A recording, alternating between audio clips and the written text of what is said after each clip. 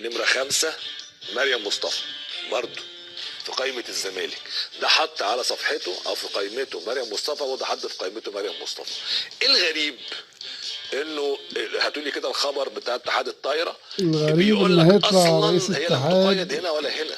كرة اليد الناس في اتحاد الكره الطايره كذاب بتقول لك ده هي موقوفه 4 شهور، وخايف. وعشان تتحط في القايمه لازم اسمعوا كويس تقيد وركزوا في الاول كلامه. ويطلع لها الكارنيه، مرة يقول وهي لك موقوفه العقودات ما 4 كانتش شهور. موجودة في الاتحاد فازاي ده وما كانش حاططها متسجلة، امال ازاي ده بيلعبوا حاططها؟ ازاي في عموما النادي احنا عشان بتاعهم؟ خاطر يعني يبقى عندنا القول الفصل في القصه دي مع التليفون مرة كابتن يقول لك ياسر الاهلي ما كانتش موجودة العقد قمر بتاعها في رئيس الاتحاد، الاتحاد المصري للكره الطايره. ما كابتن جابوش ياسر مساء الخير. العقودات الا ساعة الأزمة. مساء النور يا كابتن شباب، ازي حضرتك؟ اخبار ده حضرتك رئيس ايه؟ بقى تمام زي الفل اتحاد الحمد الطايرة. لله. انتوا فجاه قاعدين كده في الديره محدش واخد باله طلعت لكم ازمه عماله كل شويه تتصاعد بشكل غريب جدا.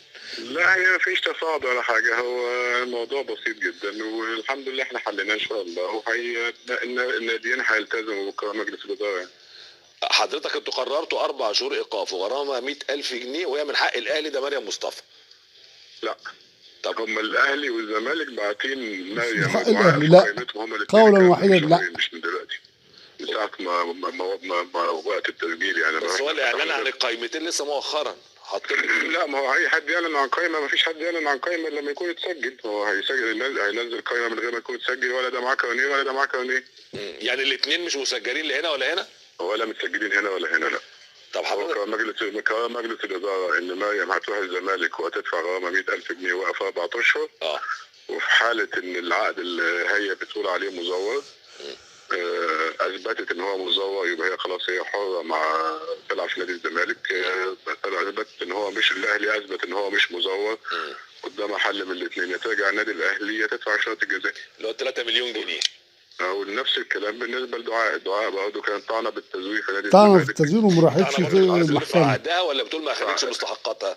لا اخدعانا بالتزوير وما خدتش مستحقاتها. يقولوا بقى هي راحت هم المحكمة الاثنين لا. نفس يعني هم الاثنين نفس الحاله يعني، ما خدتش بس مستحقاتها دعاء ونفس اتقال هم الموضوع لبسوها في مرتبط بعض بالمستحقات. في انا اقول انت حضرتك بتقول دلوقتي معلومه جديده بالنسبه لي. معلومة جديدة لا برضه صحيح. كان طعنه بالتزوير برضه. هي كانت عامله عقد جديد برضه يبدا من السنه دي؟ لا ما هو كان عقد سنه وبعدين هي قالت لا اهو عقد سنة. من عقد ب3 سنين، قالت لك انا ماضي على سنه بس مش على 3 سنين. ان عقدها كان سنه واحده مش 3 سنين. هي بتقول كده.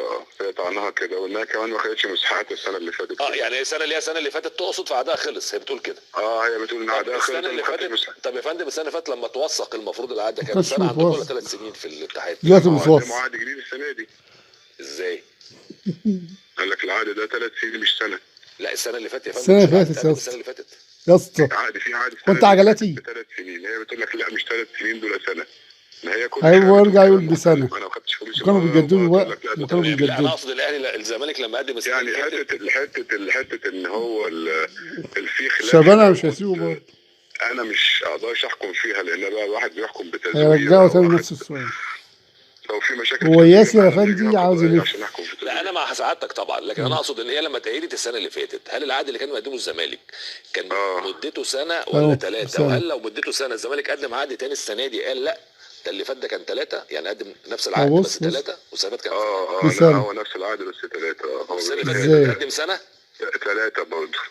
طب وقدموا تاني ما قدموا ازاي وهو مقدم؟ ما هو بيجدد بقى عشان السنه اللي فاتت كان في مشكله عندهم. بيجدد ازاي يا عم الحاج؟ الزمالك السنه اللي فاتت برضه. يعني اللعيبه عليها عقد في الاتحاد كانت مقيده سنه في الاتحاد دعاء. كانت مقيده في الزمالك السنه اللي فاتت، كانت مقيده في الزمالك وما لعبتش طول السنه. ليه بقى؟ عشان انا قلت لك انا ما خدتش فلوس. يعني هي مقيده بس كانت رافضه تشارك. كانت رافضه تلعب عشان ما خدتش فلوس. السنه كامله الموسم كله؟ الموسم كله ما لعبتش. يقول لك بقى ما كانش في عقودات في ولا شيء معهاش عقد يا طب احنا عشان النقطه تبقى واضحه دي للناس، الزمالك كان مقدم السنه اللي فاتت عقد مدته 3 سنين مش سنه. هي السنه دي بقى جد تقول لك لا انا ماضي على عقد سنه مش 3 سنين. طب هل هي قدمت العقد اللي هي معاها نسخه المفروض؟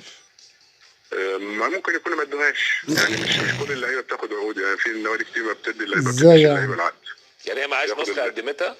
لا بتقول لك لا العقد ده انا ما شفتوش قبل كده. هو بيقول لك معهاش نسخه وهي طعنه فيه بالتزوير؟ هي طعنه فيه بالتزوير وما خدتش مستحقاتها. طب السؤال خلي بالك كل واحد بيجي كل شويه هي حاجه مختلفه. طعنه بالتزوير يا فندم انتوا بتتعاملوا معاه ازاي؟ انا مش هفصل فيه بقى ده. هو يا عم طعنه بالتزوير يعني معاه نسخه. تقدمت للقضاء؟ ما تطلع التزوير ازاي؟ ما تقدمتش للقضاء. ما عملتش ما حاجه في تقدمتش القضاء، ولا كمان، ما الاهلي عملتش، عمل حاجه في القضاء، ولا الاهلي عمل عمل. الدهانات. يعني الاهلي اللي بالكلام ده كله لا كده، الاهلي راح مركز التسويه من يومين وسدد الرسوم. وراح مركز وكيل التسوية، وراح مركز التسوية النيابه، برضه والنيابه رجع اثبتت ان العقد قضائيه بس سليم. في محكمه رياضيه، محكمة واختصم اتحاد رياضية بس. القاهره واختصم اللجنه الاولمبيه. بالظبط، ما اختلفناش بس هو في الاخر هو الطعن في ايه؟ الطعن في التزوير. انا مش انا ولا اللجنه الاولمبيه هتحكم في التزوير. طب انا معلش يعني اعذرني هتقل بقى في الحته ان انا دي، اسئلتي ممكن تبقى فيها توضيح، هي دي بقى بس توضح الفعل. شويه فتحمل. اتفضل اتفضل الله يخليك حبيبي. يا فندم، الله يخليك يا فندم. حضرتك الاتحاد قرر ايقاف مريم مصطفى ودعاء 4 سنين وغرامه 100,000 جنيه. 4 اشهر. انا اسف 4 سنين تبطل 4 4 سنين اشهر خلاص تبطل احسن. 4 سنين تبطل احسن. لا 4 شهور و100,000 جنيه. ايوه. السبب هذه العقوبه هو توقيع مريم المفترض لناديين. اللاعبتين يعني مش عايزين نقول اسماء مريم ودعاء، مريم برضه نفس ما زي ما مريم موجوده. لا انا اعتبرت ان الاهلي راح مركز التسويه، الزمالك ما خدش الزمالك المستشار مرتضى كلمني امبارح بالليل قال انا مش عايز دعاء خلاص. خلاص يبقى العقوبه طب خلاص تتشال. يعني الزمالك انا اللي مش عايز، انا اعتقد ان دعاء مشكلتها تبقى محلوله. خلاص الاربع شهر شهور تشهر وتلعب. مستشار مرتضى قال لي انا مش عايزها خلاص، اللي مش عايز يلعب في نادي الزمالك مش عايز يلعب معايا خلاص. طب خلاص يعني قصه دعاء خلصت. اعتقد كده هو بناء على كلامه امبارح قال لي انا مش عايزها خلاص تلعب معايا في نادي الزمالك، عايز تروح تلعب في الاهلي تروح. حلو يبقى المشكله بصوا الحته دي بقى، هي كانت رافعه، لو كانت هيقولوا بتاع العقد ترفع كده المشكله عشان تلغي العقد وتروح تلعب في الاهلي، هي كده هتلعب في الاهلي بعد 4 شهور وتدفع الغرامه. طب خلاص يبقى الموضوع كده بتاع دعاء. المشكله بعد 4 اشهر تتسجل، تمام، يطلع لها كارنيه وتدفع الغرامه وتدفع رسوم الاشتراك، رسوم التسجيل اللي هو الاجراءات الطبيعيه بتاعت الاتحاد. الاجراءات الطبيعيه بتاعت الاتحاد. طيب بالنسبه لمريم الاهلي واخد اجراء قانوني. بالظبط. طيب يا فندم العقوبه 100,000 جنيه والايقاف 4 شهور سببه ان مريم وقعت لناديين توقيت واحد هو الاهلي. ركز في الحته دي كويس. والزمالك.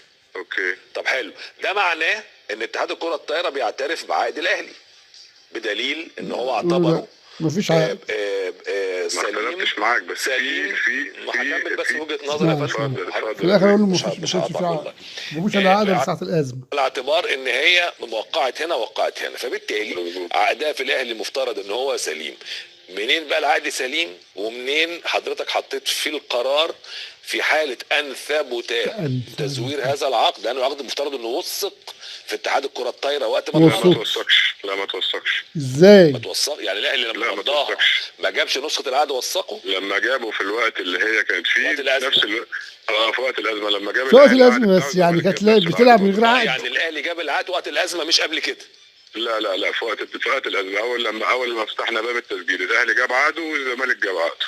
اللعيبه الاثنين جابوا عقود للعيبه واحده للعيبه واحده بالظبط كده. فانت قررت ان انت الفصل في التزوير انت مش هتجيب خبير خطوط اكيد. مش انا مش قصتي، ده طبيب شرعي. لا بيبقى طبيب شرعي، بيروح للطبيب الشرعي. لا اقصد ده مش اجراء عندك في اللوائح؟ لا مش موجود عندنا، مش انا مش جهه اختصاص في حاجه زي كده. فانت منتظر قرار الجهات الاختصاص سواء المحكمه الرياضيه او النيابه. بالظبط، لو حد احقيته في عقده او عدم احقيته احنا هنلتزم بالكلام. طب الاهلي قال ان النيابه حفظت البلاغ اللي قدمته مريم بالتزوير. اوكي. فبما ان النيابه حفظت فهو بالتالي هذا الحفظ يعني صحه العقد. وخلي بالك ياسر ده مرتضى شكله الحفظ بتاع ده كان انا بسألك من الناحيه القانونيه عشان انا مش يعني ماشي يا حبيبي. هو في محضرين معمولين، في محضر اداري معمول وده اتحفظ، وفي محضر تاني بالتزوير معمول. اوكي ده لسه ما اتحفظش. لا لسه ما اتحفظش. ما دام هنلاقي اللي عاملاه حتى لو حضرتك سواء المحضر يتحفظ او القضيه الثانيه الاهلي كسبها خلاص هيرجع عليها بالشرط الجزائي 3 مليون جنيه او تروح الاهلي. ما هو طبعا تنفذ العقد هيبقى ليها ايا كان بقى مكتوب في العقد عايزه ترجع للعقد ده. يبقى هتنفذ البند اللي فيه شرط بما انه تم الفصل. لو هو مش عايزها، لو هي ما جاتش بقى ساعتها هتبتدي تتكلم بما انه الجهات القضائيه قررت صحه التعاقد فبالتالي الجهات القضائيه تنفذ بنوده. ايا كان بنود العقد بقى. فانت حضرتك هتفرض هذا التنفيذ كجهه اتحاد الكره الطايره. طبعا انا عاوز اعرف لاعيبه تلعب من غير عقد ما يكون هل مركز التسويه قرار او حكم عندما يصدر هو ملزم بالنسبه لاتحاد الكره الطايره؟